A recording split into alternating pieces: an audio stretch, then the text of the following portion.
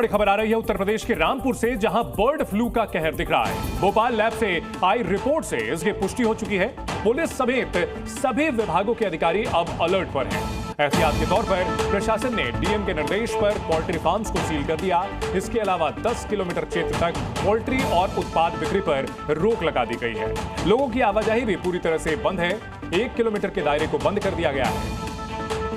Bird flu का खतरा फिर से मंडरा रहा है। रामपुर में बर्ड फ्लू की पुष्टि हो चुकी है और ऐसे में चिकन और अंडों की बिक्री पर रोक लगा दी गई है। मुर्गी फार्म वाला जो इलाका है उसको सील कर दिया गया है। चिकन की बिक्री पर रामपुर में रोक लगा दी गई है।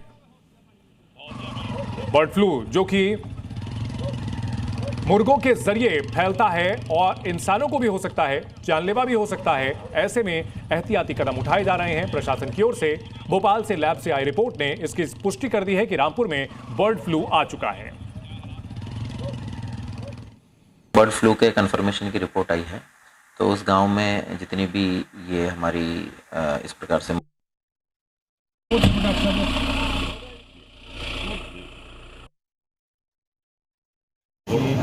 बर्ड फ्लू का प्रभाव बढ़ रहा है, तो उसको रोकथाम के लिए जो भी उपाय हैं वो सारे उपाय संबंधित जो हमारे ईओस हैं, पुलिस प्रशासन है और एसडीएम साहब को मिल करके उसको रोकने का प्रबंधन कर रहे हैं।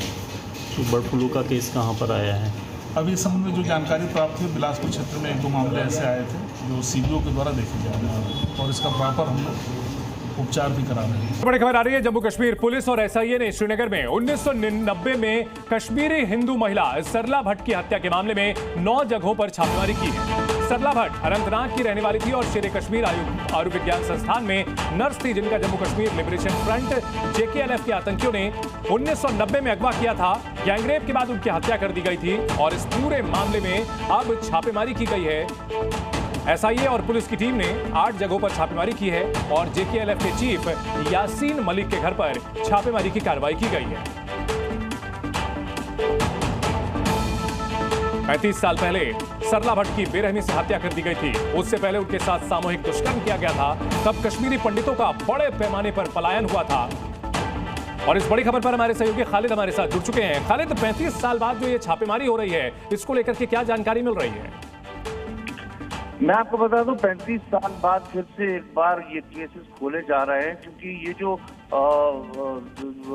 गवर्नर की नई स्कीम जो एलजी ने लॉन्च की है टेरर विक्टिम्स के लिए कि उनको इंसाफ देना है, उसी की एक कड़ी में है। कई अनसॉल्व केस थे कश्मीर में जो सॉल्व भी नहीं हुए बिकॉज ऑफ टेरर फियर। तो अब चूंकि माहौल सुधरा है और इंसाफ लोगों को चाहिए, उसी मामले में आज एसआईए ने जो है यहाँ पर रेड किए हैं। 8 जगह पर रेड किए हैं, जिनमें मुख्य बात यह है कि जम्मू कश्मीर लिबरेशन फ्रंट के चीफ यासीन मलिक, जो भी फिलहाल तिहाड़ जेल में है, उम्र कैद की सजा काट रहे हैं, और उनके घर पर भी रेड हुई है। दरअसल मामला सरला भट्ट का है। 14 अप्रैल 1990 को वो सरला भट्ट जो है श्रीनगर के मेडिकल इंस्टीट्यूट में एक नर्स का काम करती थी और वो उस वक्त जब काम कर रही थी 90 के दशक में, जब कश्मीरी पंडितों को यहाँ से निकलने के लिए कहा गया था, पोस्टर्स निकले थे, तो उसने उसे मानने से इनकार किया था।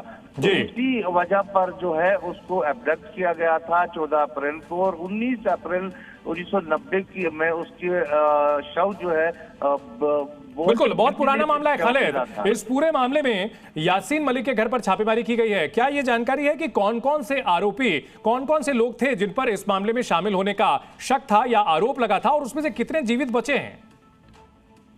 देखिए, उस वक्त जो है एक तो यासीन हेड कर रहा था जम्मू कश्मीर लिबरेशन फ्रंट को, और जम्मू कश्मीर लिबरेशन फ्रंट के बिट्टा कराटे थे और भी 2-4 लोग थे, लेकिन एग्जैक्ट कोई भी नाम जो है सामने नहीं हुआ कि ये अनसॉल्व केस था।